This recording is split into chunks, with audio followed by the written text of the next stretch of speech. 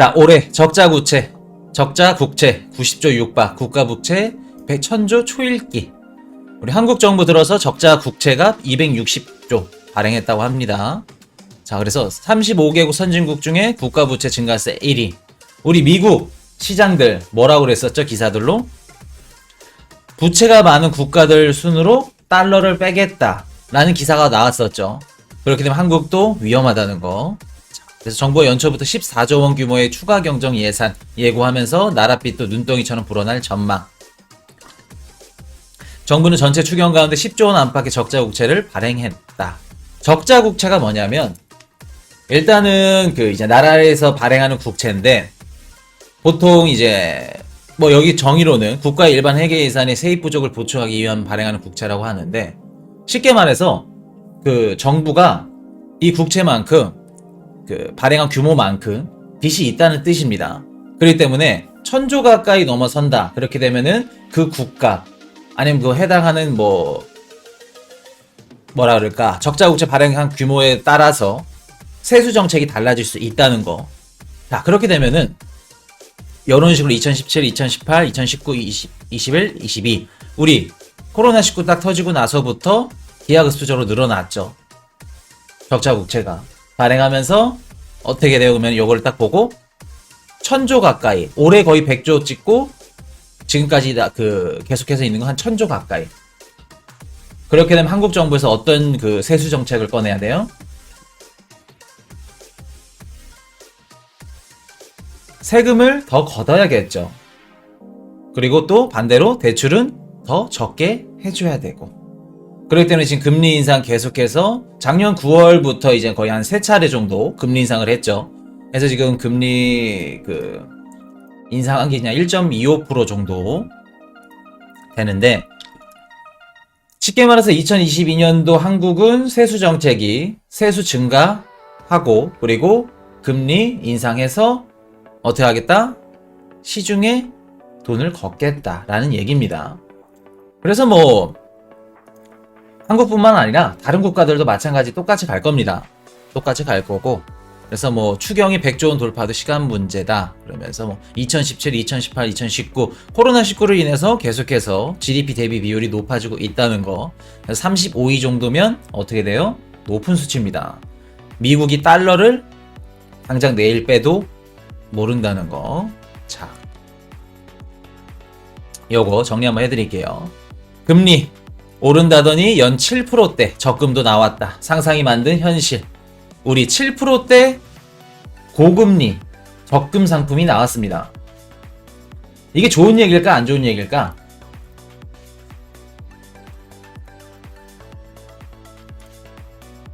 (7%대) 적금 상품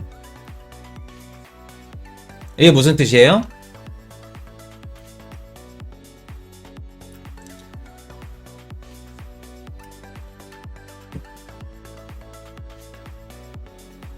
비트코인의 라이벌 7%대 적금 상품이 나왔다는 겁니다. 쉽게 말해서. 자, 사람들이 비트코인이라던가 주식이라던가 주식이 돈이 된다더라. 삼성투자 삼성증권 투자하고 애플 미국 증권 다 사고 비트코인 돈 된대. 비트코인 사고 다 상품들 매력적인 상품들이 많은데 7%대 그냥 돈 넣어놓기만 하면 7%대 적금이 나와. 상품. 그렇게 되면은 저축은행에서 7%대 하나 나오면은 무슨 A저축은행, B저축은행, C저축은행 우후죽순으로 계속해서 나오는 겁니다. 왜? 자기네 잔고에 있던 그 고객들 예치금들을 빼앗기기 싫어서 경쟁이 붙을수록 7%, 8%, 9% 이렇게까지 나올 수 있는 겁니다. 그런 식으로 지금 이제 국제 정세가 중국도 마찬가지고 위안화 가치를 계속해서 올리고 우리 위안화, 중국 내수시장 활성화를 하고 있죠.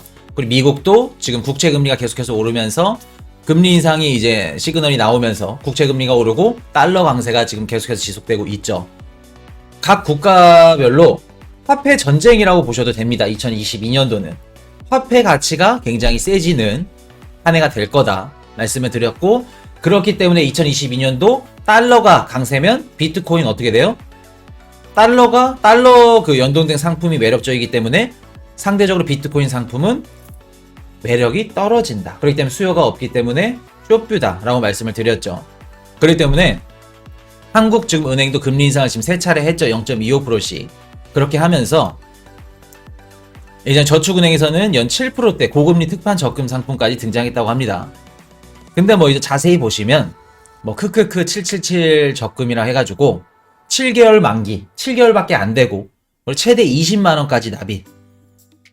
왜냐면 장난치는 거죠, 말장난.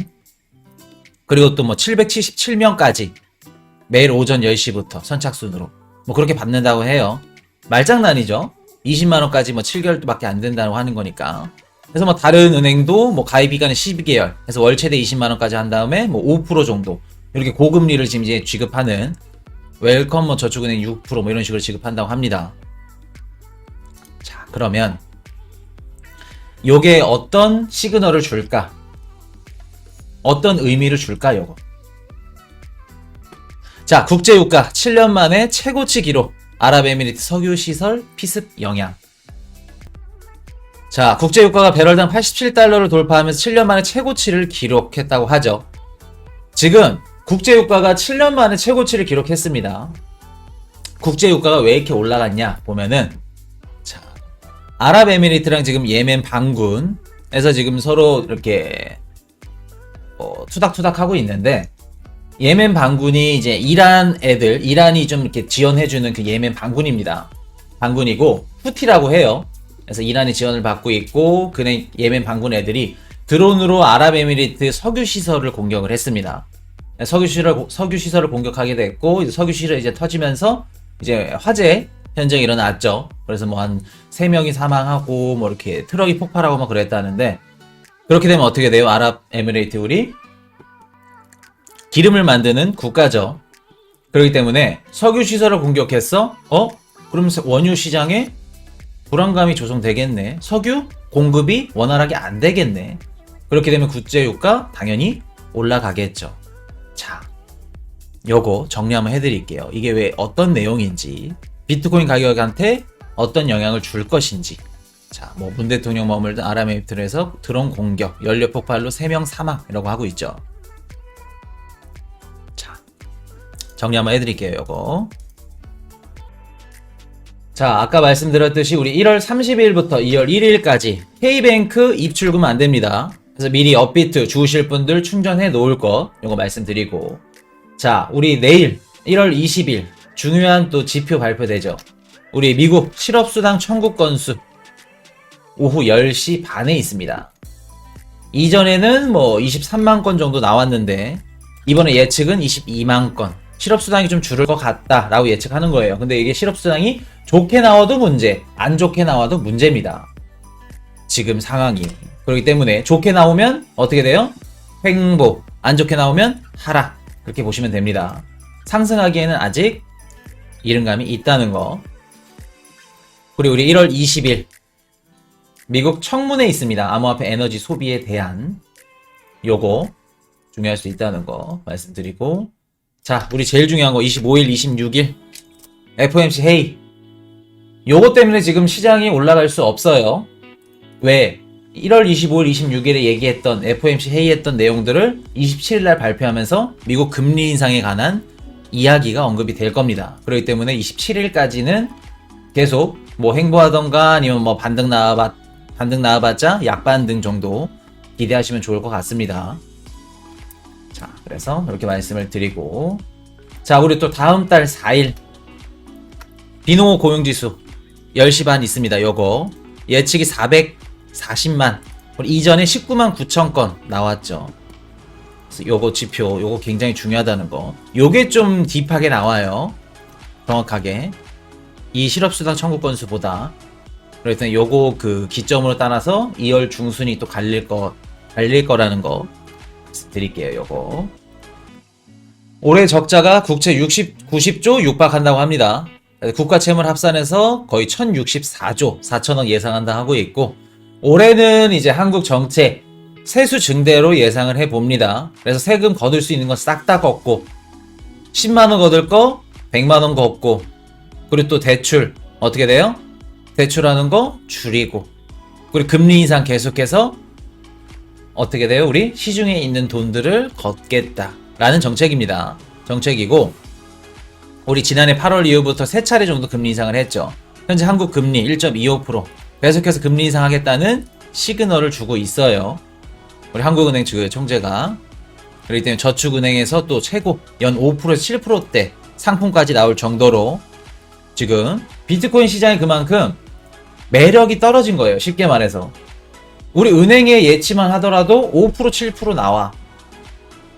5% 7%면 요게 우리들한테 이제 우리 코인니시 가족분들이나 이제 코인니시한테 5% 7%는 좀 작을 수 있는데, 기업들, 기관들 입장에서는 5% 7% 굉장한 수치입니다. 기관들 막 1000억, 1조 이렇게 다루는 그 금액의 5%, 1%, 0.5%만 하더라도 어마무시합니다. 그렇기 때문에 지금 기관들 기업들 매수세 들어와도 들어올 수 있는 것보다 비트코인밖에 없다는 겁니다. 그럴 때는 항상 제가 말씀드린 거, 지금 장에서는 뭐 위주로 주어야 된다? 지난 영상 보시면 있습니다. 자, 그래서 저축은행 예적금 잔액 증가.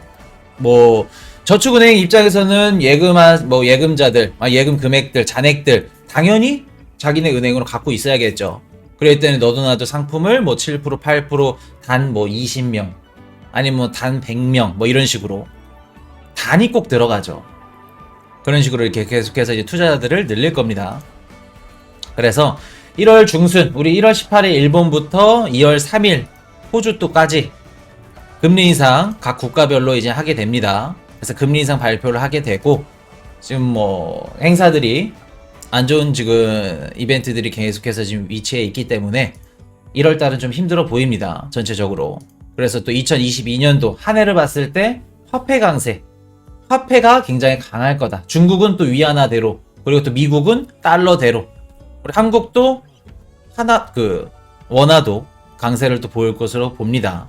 그렇기 때문에 각 국가별로 이제 내수시장 활성화를 통해서 화폐에 또 강세를, 자, 요것도 보시면 되고. 자, 그래서 이따 드릴 시그널이 이러한 상황이니까 이러한 코인을 주셔야 된다 라는 게 시그널입니다. 아시겠죠? 자, 우리 아랍에미리트 석유시설 공격 들어갔죠. 자, 예멘 반군이 아랍에미리트 석유시설을 공격했습니다. 아랍에미리트 수도를 뭐 국제공항과 인근 무사파 공업지역의 석유시설에 그 드론을 띄워가지고 이렇게 폭발을 시켰고, 뭐 연료 트럭 3대 폭발하고 3명이 사망했다고 해요. 그래서 후티라는 조직이 이란의 지원을 받고 있습니다. 뭐 이란이랑 아랍은 계속해서 싸우고 있죠. 유명하죠. 그렇기 때문에 아랍 본토를 지금 직접 공격하는 것은 드문 일이라고 볼 수 있어요. 보통 뭐 변방이라던가 아니면은 뭐 다른 그 수도랑 좀 떨어진, 본토랑 떨어진 곳에 드론이라던가 아니면은 뭐 테러나 이런 것들은 좀 비일비재했는데, 본토를 공격하는 것은 거의 드문 일입니다. 그렇기 때문에 또 아랍에미리트 아예 본토까지, 거기까지 타격을 또 경고를 했고. 자, 그래서 지금 또 요거 말고도 또 어디 있죠? 러시아랑 우크라이나 지금 뭐 전쟁한다, 뭐 침공한다, 막 준비 중이죠. 그래서 지금 뭐 21일 내일 모레 미국이랑 러시아 또 스위스에서 회담을 거칩니다. 회담에서 우리 또 각국 뭐라 그럴까, 협상 전문가끼리 만나가지고 좀 이렇게 하자, 좋게 하자. 뭐 지금 유럽 지금 에너지 가격이 너무 올라서 힘드니까 좋게 가자. 우리 또 바이든 정부 지지율도 있고, 그러면서 러시아랑 이제 그런 좋게 얘기를 할 겁니다. 좋게 얘기를 할 건데, 러시아 입장에서 그냥 진짜 침공을 안 하고 전쟁이 안 나더라도 그냥 연일 기사로 탱크를 앞에서 좀 앞발자국 한 500m 움직여. 그럼 바로 기사 나죠. 러시아 침공 일부 직전 탱크 500m 움직여. 그렇게 되면 어떻게 될까? 러시아가 얻을 수 있는 거,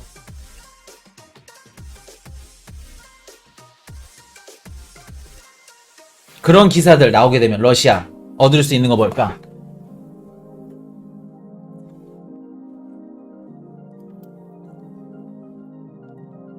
천연가스 가격 상승 얻을 수 있겠죠. 우리 러시아 국가 에너지, 원자재, 천연가스 에너지 국가들 우리 GDP의 거의 40% 50% 이상을 차지할 정도로 에너지 강대국이죠. 천연가스 가격이 오르게 되면 러시아 입장에서도 굉장히 좋죠. 그렇기 때문에 그냥 걔네들은 전차라던가 이런 것들 군사력들 우크라이나 그냥 본토 앞에다가만 갖다 그냥 배치시켜만 놔더라도 계속해서 지금 돈을 벌고 있는 겁니다. 러시아 입장에서는. 무슨 뜻인지 아시겠죠? 그렇기 때문에 요거 이 대치 상황을 즐기고 있다는 거 러시아 입장에서는. 그래서 지금 국제 정세가 불안합니다. 러시아가 지금 당장 뭐 우크라이나 지금 침공할 수도 있고 예멘 반군이 아랍에미리트 석유 시설 공격해가지고 석유 가격이 지금 계속해서 오르고 있고. 자, 그러면 코인 이슈가 러시아가 우크라이나를 침공하게 되면은 비트코인 가격이 올라갈 거다라고 말씀을 드렸죠. 왜? 국제 정세가 불안해. 불안하게 되면 어떻게 돼요? 불안한 만큼 그 화폐의 대체제를 찾게 되고 국제 정세 불안하게 되면 뭐 인플레이션 해지 수단 마찬가지처럼 상품을 찾게 됩니다. 매력적인. 그게 또 매력적인 상품이 뭐다? 대체제가 비트코인. 예를 들어서 러시아가 우크라이나 침공을 해. 그럼 러시아 루블 가치 떨어지고 우크라이나 흐리브니하 발음이 어렵죠. 가치가 떨어져. 그럼 우리 상대적으로 어떻게 될까? 비트코인 가격. 루블로 갔던 우리 흐리브니아에 갔던 그 금액들이 비트코인 시장으로 들어오는 겁니다. 이번에 터키 리라와 같이 폭락하면서 테더랑 비트코인이 수요가 몰렸죠. 터키에서 비트코인 하나의 가격이 1억 이상 갈 정도로 그런 식으로 되는 거예요. 자, 그러면 지금 아랍에미리트 예멘 반군 이렇게 지금 중동에 안 좋고 국제 정세가, 그리고 미국 러시아도 국제 정세가 안 좋고 유럽까지 전 세계가 다 어떡할까? 비트코인 시장에 어떤 영향을 끼칠까? 롱일까? 숏일까? 국제 정세가 이렇게 불안해. 비트코인 롱일까? 숏일까?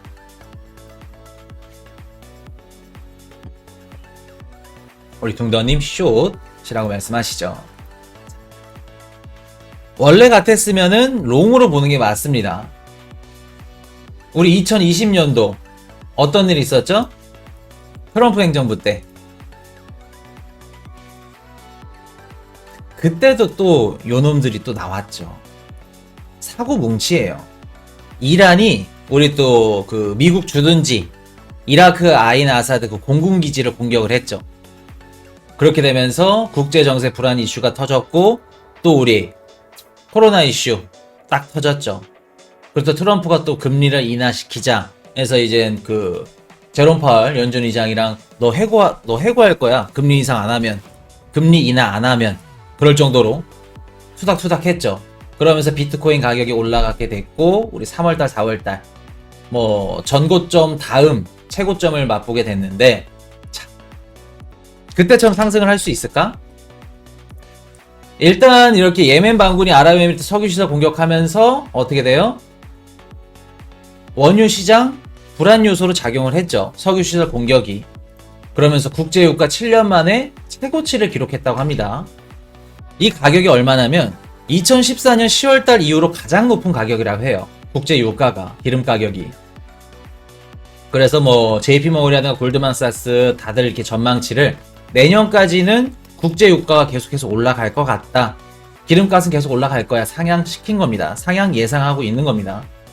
자, 그리고 또 말씀드렸던 거 러시아, 우크라이나 침공하게 되면은 그냥 기사만 하나 나와. 블룸버그에서 러시아가 우크라이나 침공한대. 그럼 기사 뜨자마자 어떻게 돼요? 천연가스 가격 급등. 그리고 우리 아랍에미리트, 사우디 해가지고 석유 가격 상승 예상. 그럼 어떻게 될까? 석유 가격이 올라가게 되고 천연가스 가격이 올라가. 그러면 자연스럽게 에너지 가격이 올라가면서 인플레이션율이 상승하게 되겠죠. 그럼 인플레이션율이 상승하게 돼.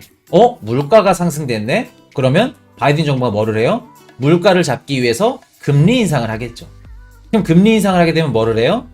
금리 인상을 하게 되면 어떻게 돼요? 국채 금리가 상승하겠죠. 그렇게 되면 뭐 금융권, 뭐 은행 저축 상품들, 아니면 달러 연동 상품들 늘어날 거고. 그렇게 되면 달러 당연히 강세겠죠. 달러 상승하게 되는 거고. 그렇게 되면 우리 비트코인이 투자 상품, 투자 시장에서 길을 잇는 겁니다. 매력이 떨어지는 거예요. 왜? 내가 투자자야. 기업이고 기관이야. 1000억을 예치를 하고 싶어. 돈을 굴리고 싶어. 1000억에 1% 얼마인가요? 1000억에 100억의 1%가 1억이죠. 그럼 1000억의 1%면 10억이죠. 맞죠? 헷갈립니다. 1000억의 1% 10억이죠.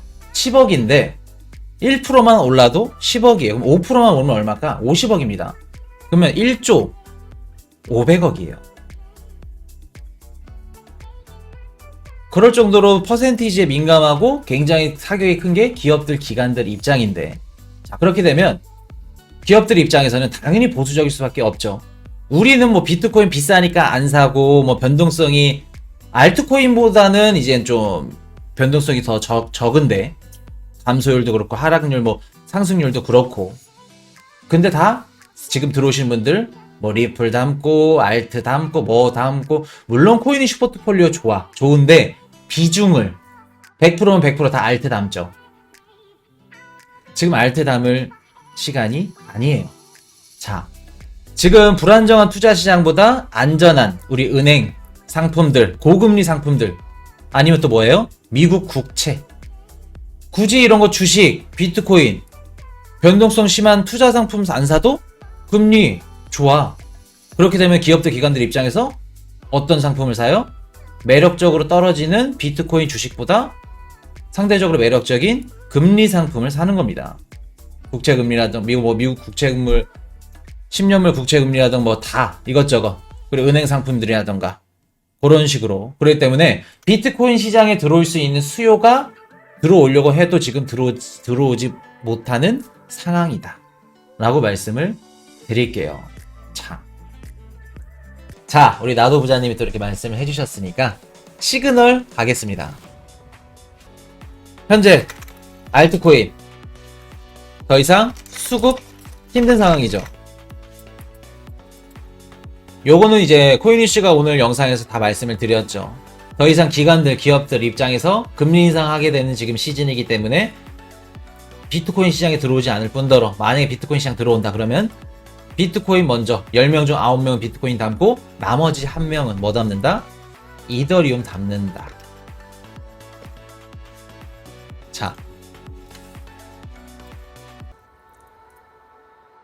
자, 지금 내가 보고 있는 알트들 가격들, 뭐 이더리움 클래식 얘기 말씀드렸고 지금 좋은 가격이죠. 근데 요거 다시는 안 올 것 같은데, 더 떨어질 것 같은데 생각하시면은 뭐 그럴 수 있고, 다시는 안 올 것 같은데, 그래서 비트코인을 안 담고 알트를 담는 분들이 계실 겁니다. 지금 시기에는 뭐다? 내가 보고 있는 알트 가격들 당분간은 다시 볼 수 없다, 있다. 그 말은 뭐예요? 즉슨 해당 호재, 뭐 에이다처럼 뭐 20일날 뭐 순대수와 뭐 이런 것들 오픈 안 하는 이상, 해당 호재들 없는 이상 쏘기 힘들다, 반등하기 힘들다. 그러면 반등하기 힘들다는 뜻은 어떤 뜻이에요? 반대로 떨어질 확률이 크다 라고 보시면 됩니다. 알트들. 근데 반면에 우리 비트코인 횡보 치죠. 5100 갔다가 5000 뭐 아래 갔다가. 근데 기관들, 기업들 들어오면은 가격 먼저 쏘는 거 뭐다? 비트코인 먼저 쏜다, 무조건. 그렇기 때문에 나중에 비트코인 올랐을 때 그거 갖고 알트들로 분산할 수 있는 내가 선택할 수 있는 방향지가 넓어진다, 많아진다, 방향성이. 자, 이렇게 말씀을 드리고, 자, 시그널 나갑니다. 또 우리 2022년도 한국 뭐라 그랬죠? 금리 인상 들어가고 세수 증대 정책이라고 말씀드렸죠. 세수 정책 어떻게 들어간다고 했어요? 지금 저축은행이 7% 상품을 출시했고 5% 출시했고 금리 인상 계속해서 하고 있죠. 작년 9월부터 3차례 1.25% 금리 인상 됐고. 그럼 한국 올해 어떻게 되겠다? 부채 규모가 1000조라고 합니다. 정부에서 계속해서 세금을 걷고 돈을 회수를 해야겠죠. 자, 그러면 상식적으로 생각을 한번 해보시면 됩니다. 2022년도 한국 금리 인상 및 세수 증대 정책으로 갈 것. 자, 그러면 업비트로 가볼게요. 자, 우리 뭐 김치코인, 원화코인, 한국코인, 뭐 K코인 많죠. 뭐 위믹스 있을 거고. 자, 우리 또 김치코인 뭐 있죠? 우리 채팅창으로 한번 쏴주세요. 김치코인들.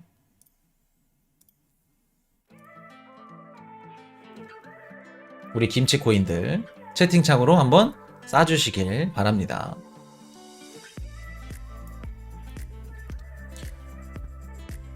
자, 우리 또 뭐 클레이튼 있을 거고, 제가 말씀드렸던 우리 링크 김치코인으로 들어가야죠. 링크랑 그 체인 링크랑 헷갈리신 분들 많아요. 요거 라인 링크입니다. 제발 좀 답답해요. 자, 또 뭐 있죠? 보라, 샌드박스는 아니죠. 자, 메디블럭, 보라, 뭐 디칼이고 보라.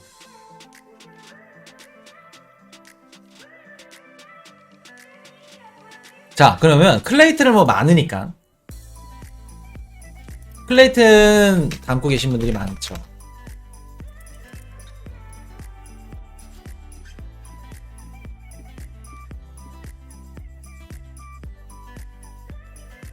자, 여기 마크가 맞는데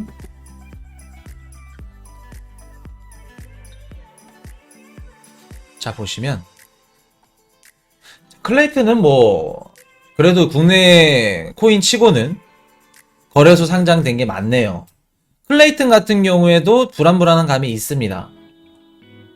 그래도 좀 많다는 거. 자, 클레이튼 일단 해외 거래소 상장이 좀 많이 되어 있으니까 다른 코인으로 볼게요. 김치코인, K코인, 밀크 한번 가볼게요.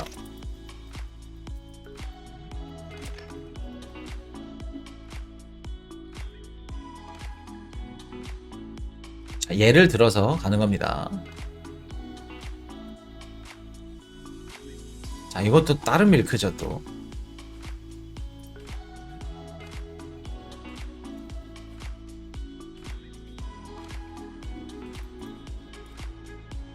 사이클러. 자, 그 야놀자랑 연동된 게 밀크죠. 밀크 코인을 한번 검색 한번 해볼게요.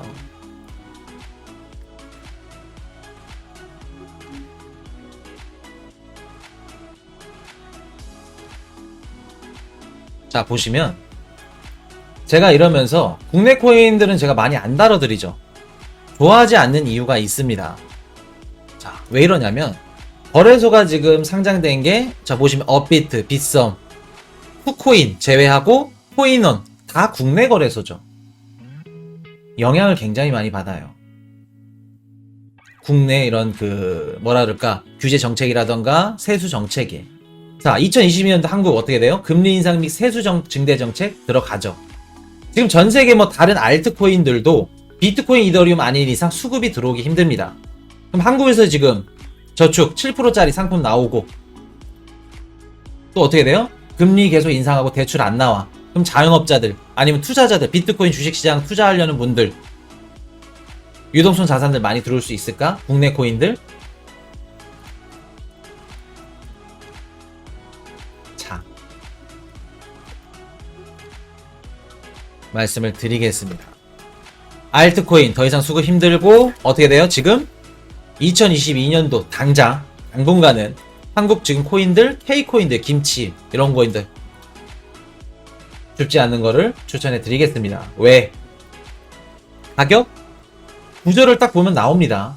물론 클레이튼에서 뭐 클레이튼 NFT 뭐 이런 거 NFT 플랫폼을 출시해 뭐 그런 단기적인 코인 회사들 그냥 호재들 그런 거에 오를 수는 있어요. 근데 기관들, 기업들 들어올 수 있을까? 국내 코인들? 못 들어옵니다. 아시겠죠? 그렇다고 해서 뭐 갖고 있는데 뭐 던져야 된다 그건 아니에요. 지금 주우실 분들을 위해서 말씀을 드리는 거예요. 그래서 국내 코인들, K코인들 뭐 클레이튼도 좋아 보이고 좋습니다. 해당 코인이 좋다 안 좋다는 게 아니고 지금 상황이 주어야 될 타이밍이 맞다 아니다. 지금 국내 코인 줄 타임 그 돈 100만원 1000만원 10원짜리 한 장 뭐 주어야 된다? 비트코인 말씀드리겠습니다. 지금 국내 코인 막 업비트 들어 이름 이쁜 거 뭐 국내 거래소 상장 막 다 돼 있는 거, 그냥 국내 거래소만 유통되는 거, 그런 것들 자금 절대 안 돌아요. 순환 안 돕니다. 그럴 때는 국내 코인들 지금 주우시면은 어떤 행위다? 그냥 뭐 돈을, 거기까지만 얘기 드릴게요. 클레이튼 같은 경우에는 좀 애매모호합니다. 근데 그래도 해외 거래소 많이 상장이 안 되어 있기 때문에 기업들, 기관들, 해외 자금들 들어오기 힘들어요. 클레이튼도 마찬가지고. 아시겠죠? 시그널, 국내 코인 조심하셔야 된다는 거, 여기까지. 자, 말씀드렸고.